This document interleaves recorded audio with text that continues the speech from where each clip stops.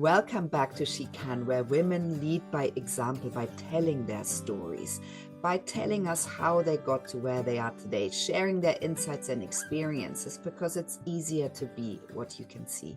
And I'm very excited to be interviewing Katrina Collier today. Katrina, welcome to She Can. You're an Thank you. author of the Robot-Proof Recruiter, and your second book is called Reboot Hiring.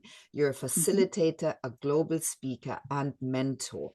You're creating the shift that fixes hiring and candidate experience. You help and consult companies to fix what AI won't, and that is human connection. You're saving hiring managers and recruiters time, money, and hassle. And so you're a speaker of the truth. You're known as that. Yes. And you offer workshops, mentoring, and speaking. And your third book now is a memoir, The Damage of Words, where you speak about your transformational personal journey. And we are going to talk about this and your professional background. And I'm excited to have you. Katrina, tell us a bit more about your journey and how you feel you got to where you are today. Sure. Like anybody who works in the world of recruitment, except for two people I've met in 22 years, I fell into recruitment. So when I moved from Sydney, Australia to London, where I now live, London, UK, I saw a little advertisement for a recruitment trainee job and I went, oh, I can do that. Had no idea what that was. But actually that was an amazing step because it led me into this incredible world of recruitment, which can be whatever you choose it to be. As you said before we came on, some people are in the trenches doing the job. I tend to go in and out of companies. So I spent time agency, then I worked in-house for a company, and then I decided to, when the great crash happened, 2008-9, I thought, oh, I'm going to start teaching people this social media malarkey. I'm going to teach them how to recruit on social media. No idea what I was thinking I could set up my own business in 2009 remotely, but that's what I did. As it was, I didn't really get into it for a couple more years. I needed to learn some more. But 2012 was my first. And then I was training and speaking and tweeting and just became really well known in the space. And so I was doing that until 2009-ish. 2019 even, when Kogan Page asked me if I would like to write a book. Now, that in itself, for anyone listening, was mind-blowing to me because I don't have a university degree and I failed year 11 English, which is our second last year at school. So I was like, you're going to write a book? Okay. And that was actually what I was meant to be, as an author and a speaker. Yes, I do run workshops and I love doing design thinking and fixing companies, but ultimately writing is the gift. So it started with that. Last year I published Reboot Hiring, which is really for company leaders. And then I wrote my very personal journey of my healing, which I fell into along the same time of doing my business. So it's been I've been on a dual path, really, running a business and healing myself. So I think that tries to explain it in a couple of minutes. Yeah, Katrina, and we're going to go into the details, but do you want to talk to us more about your transformational journey and how your healing journey on really how you got to write this memoir? What was it like to be on this journey? What was it like to write this memoir? Talk us through those. Oh, wow. That's so many questions. Where do I start? The memoir came about really because of the world, from my recruitment world, strangely. I spend a lot of time standing on stages and there's young women and they're new in their career and they're looking at me with these big doe eyes because I'm very confident on stage, very happy on stage. I didn't used to be. When I started, I shook like a leaf, but I love it. It's where I thrive. And I look at their faces and I just think, you've no idea how far I've come. If you spoke to me before the age of 40, I was absolutely riddled with self-hate. I was deeply insecure, hyper self-critical, and I was a victim of my child abuse, which is emotional and physical narcissistic abuse from my mother, not protected by my father. But I didn't really realize how it was playing out in the world of work until, of course, I started healing and then started learning to center and be calm and, just change my entire view and create that self-love, care, and compassion that we need to thrive and to inspire, to be able to stand on those stages and do what I'm meant to be doing. So it sort of was inspired by that. And it was very much inspired by my sister, who will not deal with her trauma. So she's pushing it down Pandora's box, doesn't want to lift the lid, doesn't really understand the healing process. So I've written much more about how I healed and what I've done and what I found was valuable to inspire people to think, oh, it's not so scary. Maybe I can take a step. And sort of demystifying the healing process, because I've done this life stuff and past life and DNA and angelic and all sorts of stuff that a lot of people are really drawn to, but think, oh, that's a bit out there. But but I've loved it, and it's been proved really healing. So I've put the science in where I can, but I've also sort of shared my stories and how it impacted other people at the same time, even though it was on the woo, So I thought if I demystify the process, maybe people will heal. But I also wanted to just show that if I can go from that deeply insecure, hypercritical, self-hating person to someone who's so full of self-love, care, and compassion, that anyone can. So it's kind of, but writing it, if you ever write a memoir, you must write from the scar, not from the wound. I actually learnt that at the Hay House Writers Workshop that I went on. There were a lot of people talking and they were crying and they were deeply, it was like, you can't write from that space, you must write from the scar. And I had already done the work to heal before I started. However, writing your story when you've had a narcissist in your life as well who gaslights everything you do, and therefore you're having to prove, no, my body showed this trauma happened, I don't care what you say. So, I felt like I was fighting a little bit with some people who don't believe that my trauma was trauma, but also being shocked by a few things. Finally working out, I sucked my thumb until I was 7. I never knew that was a self-soothing. I didn't know I was doing that for that purpose. And it was like, there's more evidence of trauma. I didn't know that. And other things that just kept bubbling up. But it gave me, mostly healing. Grit, because you've got to sort of sit in it and go, oh, this is an interesting emotion. What's that about? And drill into it and heal. But I was in the right space. I'd done 12 years of work by this point, but it's not like I do it full time, the work. It's like I've just done it over 12 years. So I was ready. But my hope is just that it inspires people to take a step. Yeah. And for people to find out more, we want them to buy the book and to read it, The Damage of Words. But Katrina, shall we go a little bit more in the detail, as in tell us a little bit where you found, because you obviously turned your pain into a purpose and it helped you be who you are. So I think once we heal, and I have a healing journey myself, and I feel that in the end, we look at it and we are thankful for the things because it made us who we are now, right? So do you want to talk about that a little bit? Sure.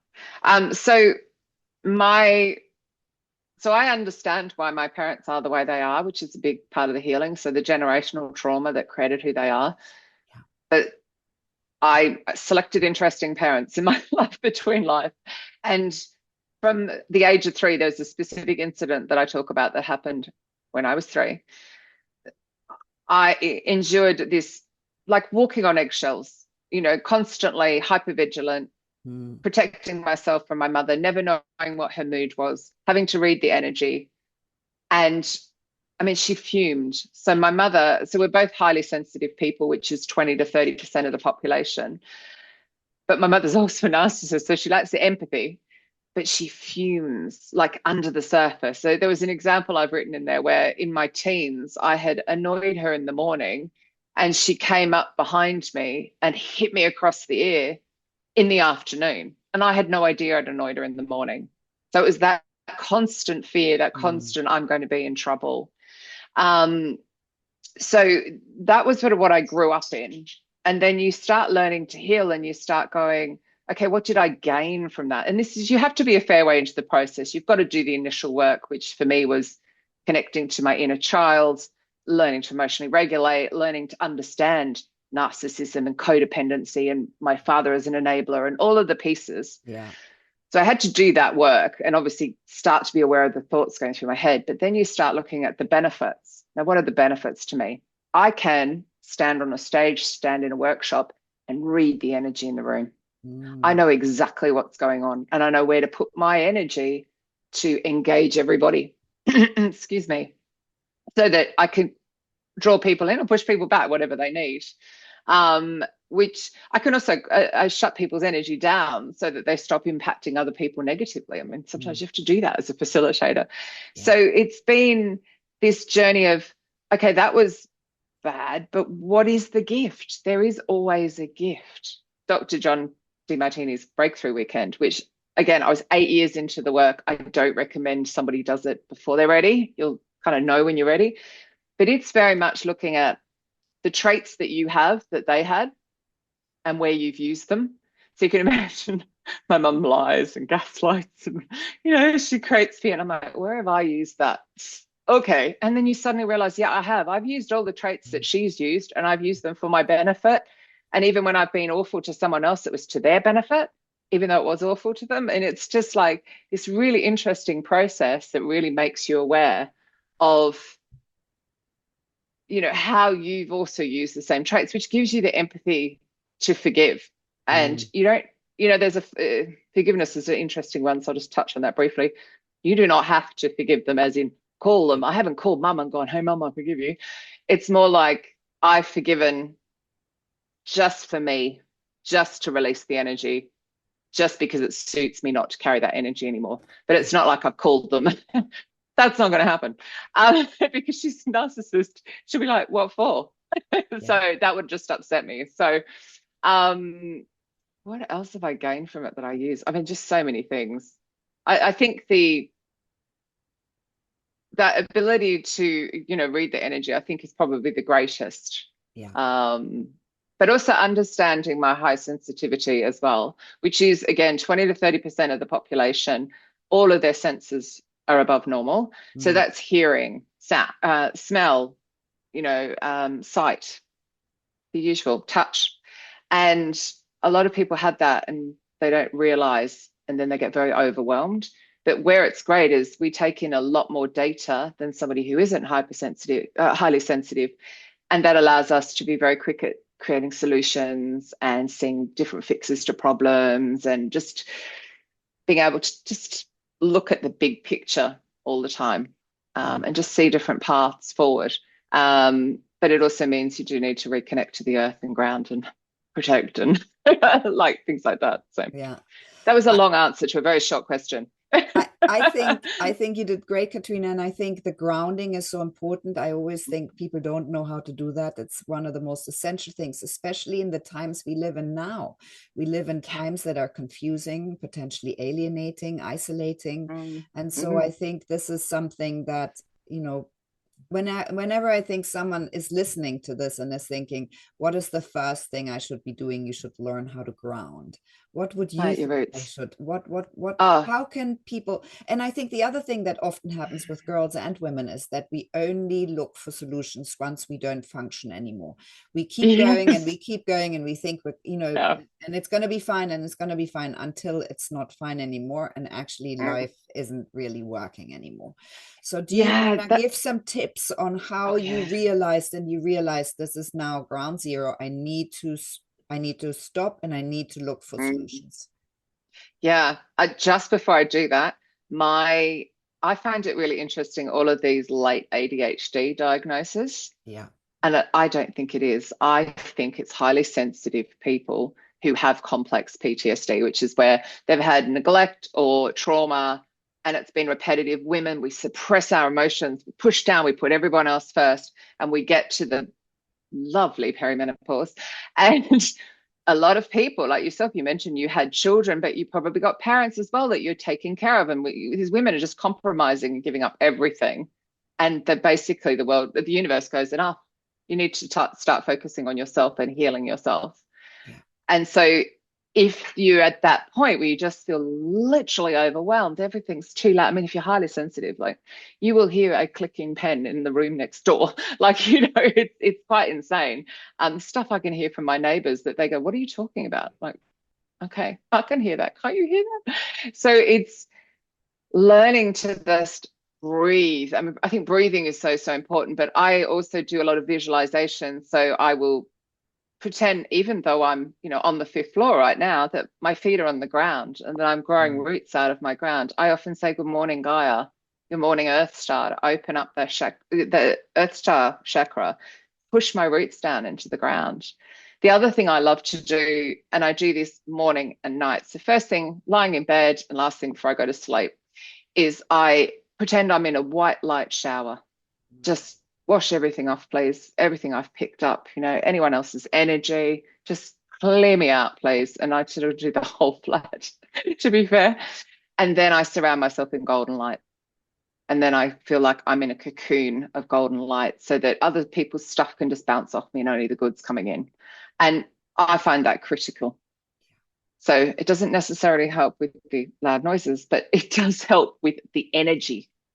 And I think that grounding and protecting. So if you can't get outside and just put your feet on the ground, which to be fair, in England, you can't do most of the year, you can pretend that your feet are on the ground. You can just do a visualization, take 30 seconds to just bring yourself down to earth.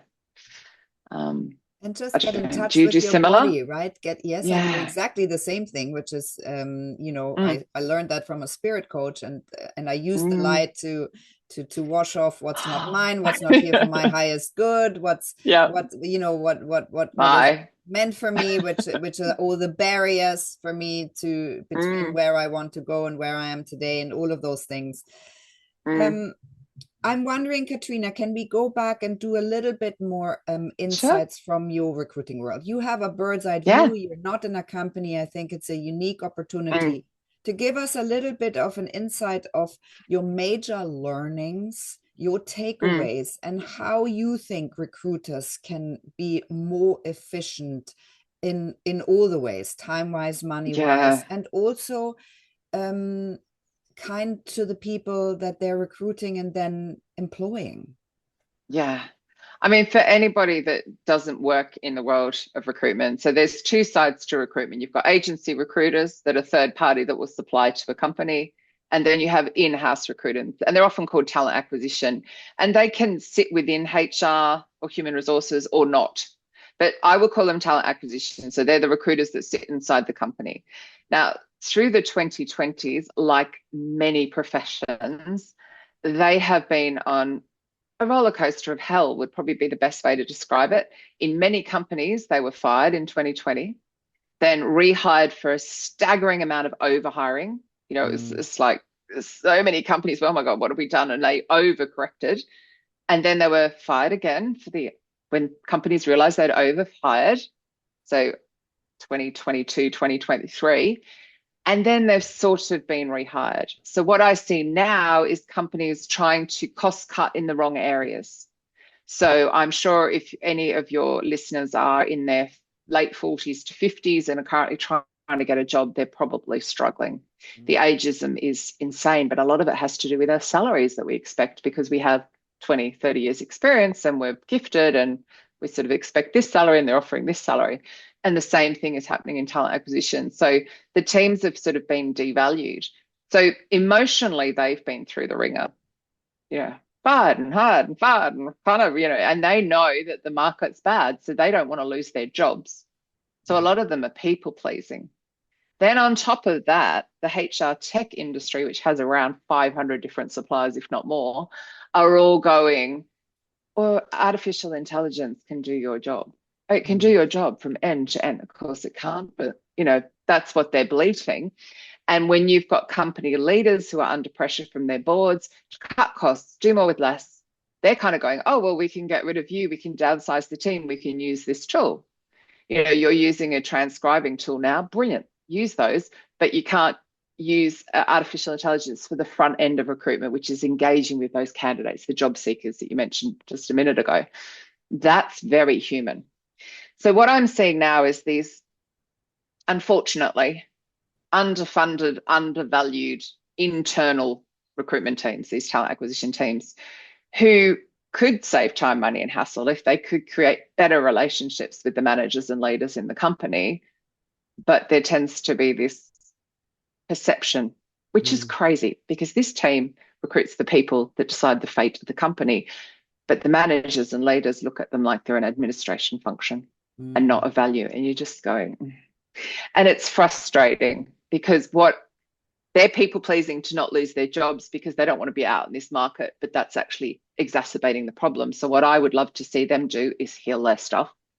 They've probably got stuff, be it they was bullied at school or something's happened, some trauma, heal it, get your confidence back, build up your self-worth. The 2020s could have just knocked their confidence, but get back to that. I'm worthy. What I do is so incredibly critical to this company, and start showing that in the conversations that you're having by adding value all the time, by, knowing, oh, I brought Stephanie into this company and she's saved this much money or she's delivered this project. And, we tend to praise what sales are doing and marketing. It's like, well, hang on, who brought those people into the company? Oh, it was, this person brought Stephanie in who's done this. So it's kind of getting back to remembering what it is we do, which, and I still say it as a we, even though because I think once you're a recruiter, you're a recruiter. There's it's such an incredibly exciting job when you put somebody into the right role and watch them flourish. But it's so often looked down on, and it's quite frustrating. I need them to build up their self-esteem again. And I am specifically talking about in-house, as opposed to agency. I don't think they suffer the same way, it's different pressures. Yeah. For job seekers, it is our young people, how tough. can they prepare themselves for this recruiting process? I mean, I have a 20-year-old uni, and for him to get an internship, he's talking to a computer, He's never been trained for this. He has no idea that blinking or looking up left or looking up right has different, is noted differently. It shouldn't do. You can do so many mistakes. I don't think that he's ready for this because he's never been trained. So there was HireView did have a technology which initially was mapping faces, and they got rid of that because it's bogus psychology and exactly what you're talking about, the looking up. I mean, yes, I know that it's possible. There's a great way just in a normal conversation to check if somebody which way they look, whether they're lying or not, but you have to actually check because you have to get them to recall something to know which way they look, because they could look the opposite. Yeah. Just genuinely. So it's like kind of like faux psychology. It shouldn't do that, but yeah, there is a lot of speaking to screen. I'm talking to you now and your energy is flowing back to me. I'm not talking to the wall. I've been speaking for something ridiculous, 13, 14 years. I can deliver to the wall. I can do those awful one way, but it's hard. It took practice. There are companies out there. If you Google HireView practice interviews, you will see that there are sites, but why should we be making people do that? It's for an internship. So there's a number of things, and this is going to sound really depressing. There are too many graduates. Yeah. Right. The trades are crying out for people because governments in Australia, here, US, pushed everybody into getting a degree. And it's like, well, hang on, but not everybody should get a degree. So there's a lot of people with degrees that are really going to struggle. And then the world's changed quite drastically, quite fast. So you could have gone and got a degree in something that could become just AI in due course.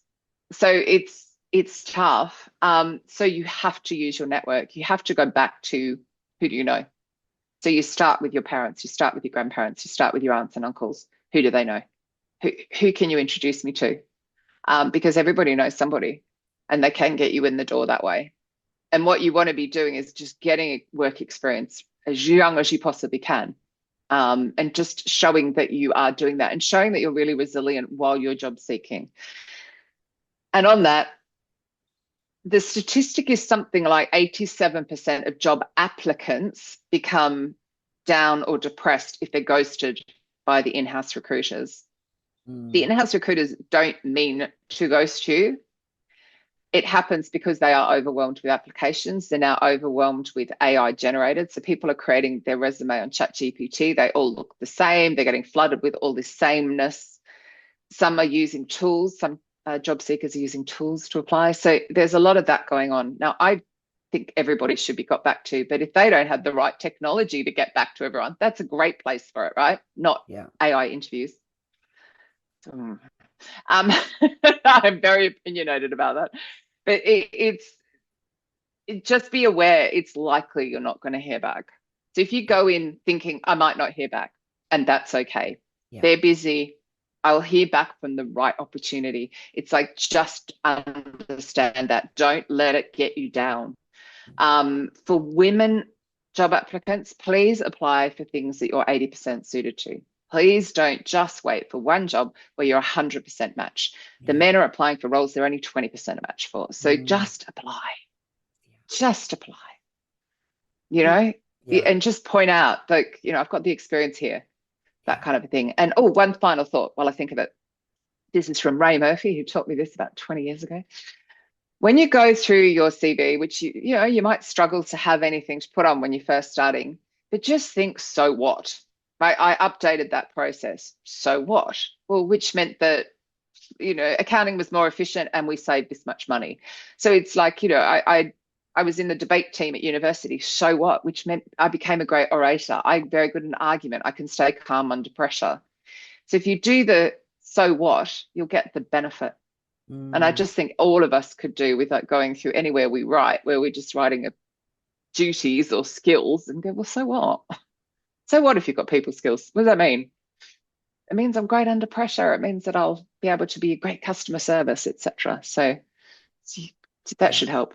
Of course, you got me on a rant. I could like literally rant about that for an hour. Yeah, but I think you said something very important, because we only ever list the things and we think people understand what that means. Maybe they don't. Oh, yes. So it's better if you write it down. What does that mean? You've been in the debating team. Write down why you think this has given. What has that given you? Yeah, I love that tip. And I also think you said earlier, patience. You always have someone that knows somebody. And I've interviewed girls who literally have nobody. And then it's okay. You go on LinkedIn. We now have apps where you can reach out to people and you can ask for support. And more often than not, you will hear back. Like I hear back from 500 women. I mean, I set up She Can, and I didn't know if anybody would be okay to be interviewed. And 500 women later, and a year and a half later, we're at 3 million listeners. And actually, yes, people want to be interviewed. Wow. They're happy to tell their stories, and people are listening because it is helpful. So I always think, you know, listen to, do it and reach out. And even, and if you go in thinking they might never respond, that's okay. You keep reaching out to people who you think could be interesting for you to talk to, or could help you, or mentor you, or open a door for you. You just have to reach out. You've got the tools that you need. Yeah. Be strategic. So, you know, you worked out you want to work in marketing, go and find the companies within your, you know, because you probably will end up in the office. So work out your commutable distance, work out who is the head of marketing there, the director of marketing, and approach them. Yeah. Now, if you approach them on LinkedIn, I guarantee they're not going to see it. So what you want to try and do is get to their email inbox if you can. There are tools like hunter.io where you can work out, you can do a free trial and work out their email address. But put it back above the fold, you know, when the messages drop below the fold on your computer. So remind them, I just want to bring this back up again because I really would love some advice. You know, I don't have anyone to ask, can you help? And I think most people, if they feel like it's genuine, right for them. Yeah. You know, you are doing a marketing degree, they're in marketing, you're asking an appropriate question and that you're genuine and that you're all conscious that you're asking them to invest some time. And please use their names, none of this, hey, comma, hi, comma, like, hi, Katrina, comma, right? Be formal. And then just remind them, I just want to bring this back up your inbox. Sometimes, I mean, when we do it from a recruiter point of view, we could message someone 4 or 5 times before they respond. So, you know, be tenacious. The other thing is have a look at what are the future skills. You know, I don't believe for 1 minute that recruitment can be like AI end to end. I don't believe that, because there are still tellers in the bank and we've got automatic teller machines, and that's cash that has no say in where it's going, as opposed to moving people through a hiring process and getting them to work for you. That's, you know, it's human connection. However, artificial intelligence is coming. What skills do you need? it's like that critical thinking, that empathy, that curiosity. There is not enough curiosity. Demonstrate it. Demonstrate those skills. Go and look at what skills you need and start developing them. Yeah. Ranty rant.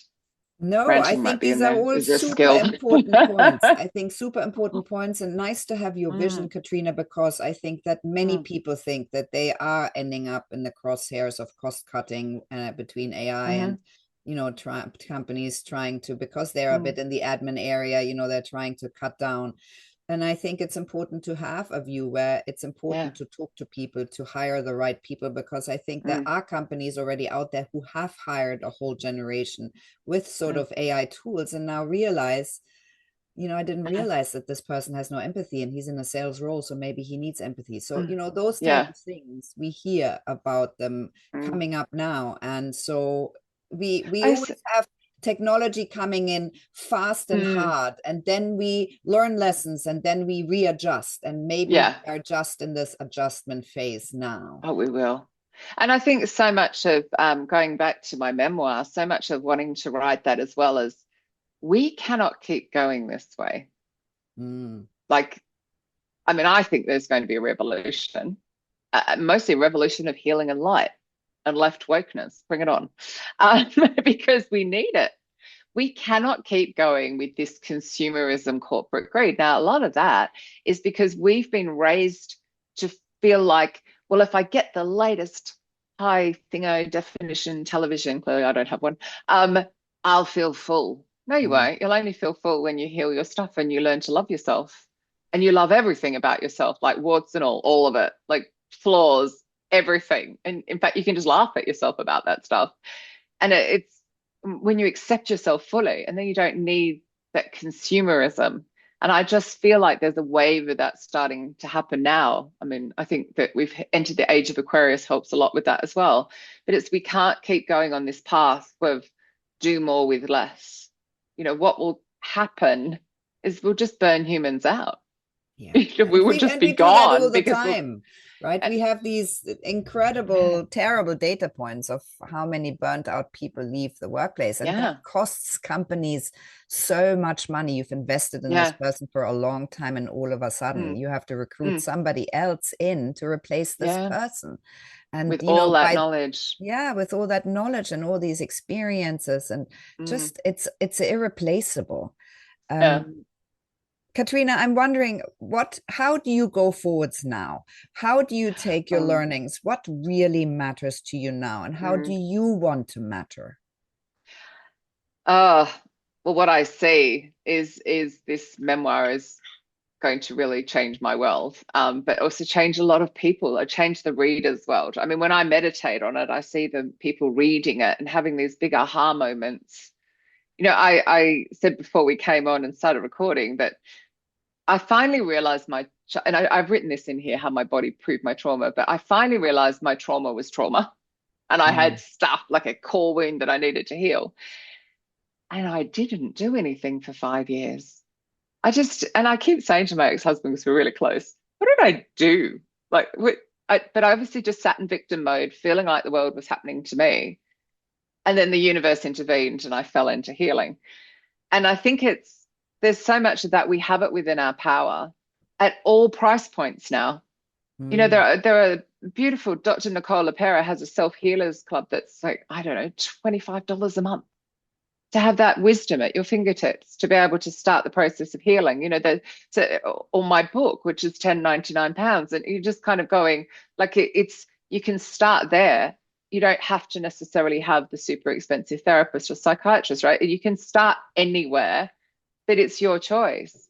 So I feel for me, it's like seeing people reading it and lighting up and then realizing that they can light everyone around them. Because I didn't know how much my changing would impact everybody. I talked about the women that I inspire, and I'm just like, I didn't set out to do that. I just do because I'm so content in my skin. They're like, well, how did that happen? Well, I did this and I tried this, and I've done it. And I'm talking to different people who are friends who've been given disorder diagnosis, and I'm going, are you sure you don't have maybe this? Have you tried this? Have you checked this out? And they're kind of going, oh, I don't have a disorder. There's nothing wrong with me. I've just got stuff to heal. Like, you probably do. And so I feel like I do feel it will do very well. And I say that having 2 books already and knowing how tough it is to sell books. But I just feel like people will pass it on. They'll read the bit that's right for them and pass it on, or just say, oh my gosh, have you read this?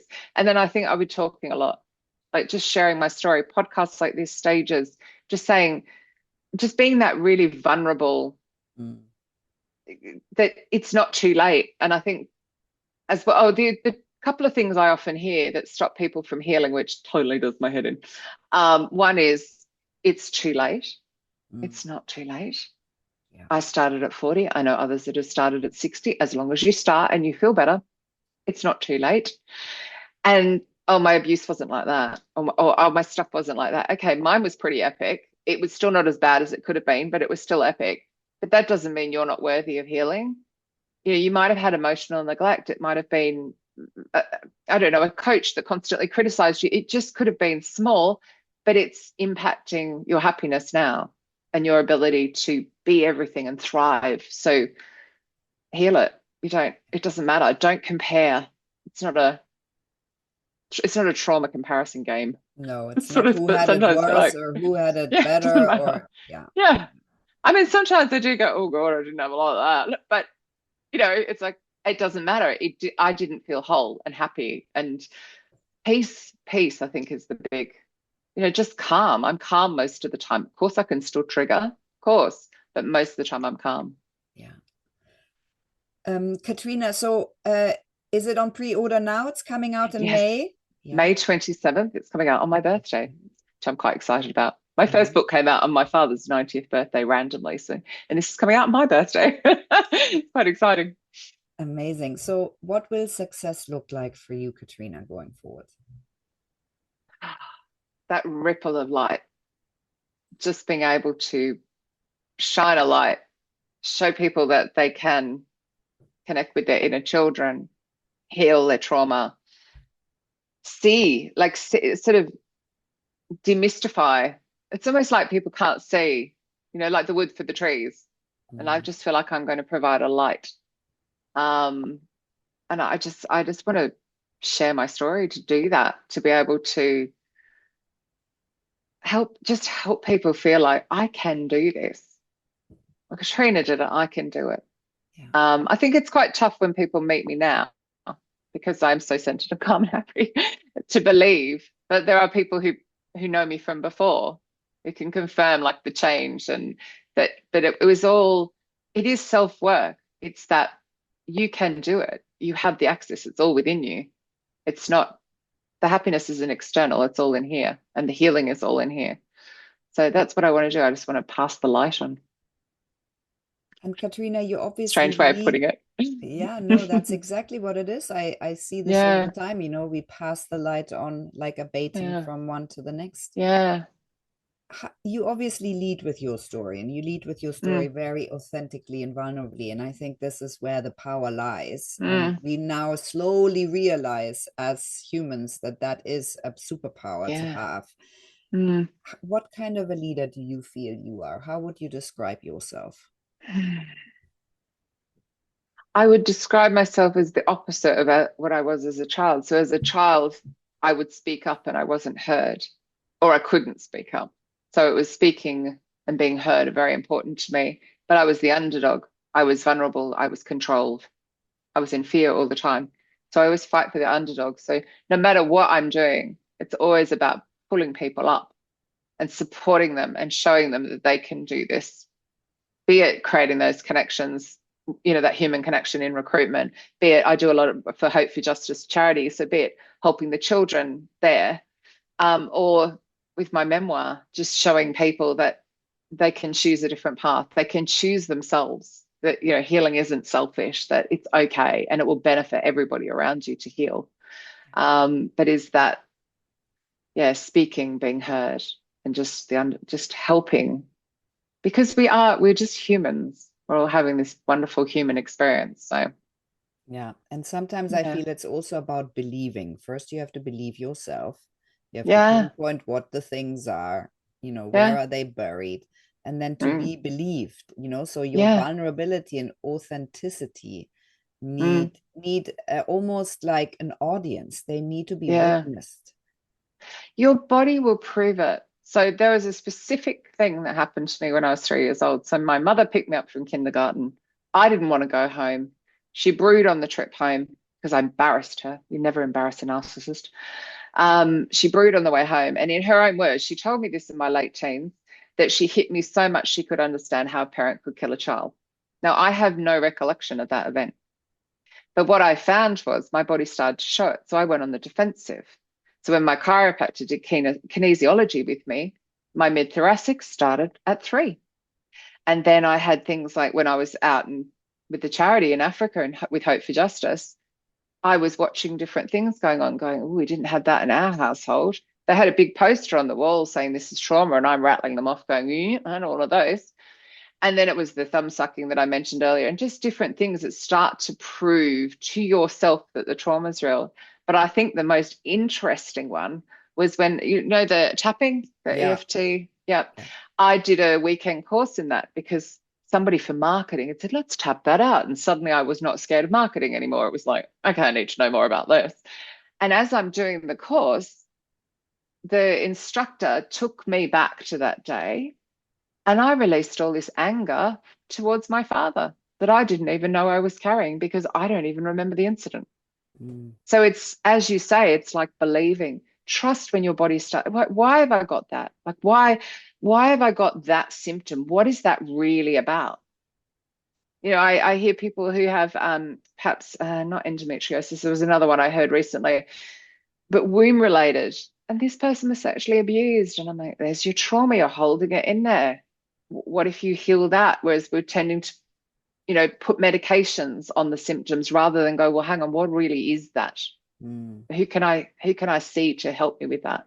I will say, I think inner child work is key for anyone that's been through, particularly in their formative years. Inner child work to me is the key that will really help with all of that. Yeah. So I'm sorry if my 3-year-old self just upset you there. I saw your No, yeah, hands go. I wanted to hold the space for you. That's a Mm, very triggering experience, yeah, traumatic experience in such yeah, early life. no recollection, And well, we none. we often don't remember things Mm, until we are sort of 7, 8. yeah, We often forget large parts of our childhoods because we're yeah, protecting ourselves. yeah. And I think that's one of the interesting things with, I know a lot of people think, oh, I'm just going to go back and I'm just going to talk about it over and over. I didn't do that because Michelle Zellisa took me forward. We were doing coaching and inner child work, and it was always forward. It was more like my inner child saying all the stuff I couldn't say as a child rather than going back and sitting in a trauma. Mm. But I think it's like the aha moments that come as well. Sometimes there was an incident that happened to me that I do remember where the neighbor's dog got in the pool, and I've written about this in my memoir. And I got such a beating for that. But actually, I realized mum was terrified that the dog was going to drown, not because of the dog drowning, but because of how she would be perceived to the neighbors. And it was like this big aha moment. And then because the whole trauma just left me and I could release it off. Mm. Oh, actually, talking about the sorry. So the way Michelle explained healing to me is that you have functional adult who's speaking now, inner teen and inner child. Now, if your inner child is scared, usually the inner teen comes out. And a lot of people are just functioning in inner teen all the time. That inner teenager, door stopping, constantly defensive and aggressive and all this kind of stuff. So I was having a session with Michelle where I inverted commas called my mum in because I can't speak to my mum. Narcissist doesn't take ownership of what she's done. So I've got mum sitting there and it's my inner teen. And I'm saying whatever I'm saying, can't remember, but I do remember my body's reaction. And that was, I started jumping around like a hooligan, like trying to get off the energy. And Mm. I had absorbed all of my mum's energy, all Mm. this toxic tar that I was like flicking off. And Michelle gives me a cloth and I'm like wiping it. And eventually I calmed down. I was like, oh, and then I'd leave really light. And they were like, I now want more of that. Can I have more healing?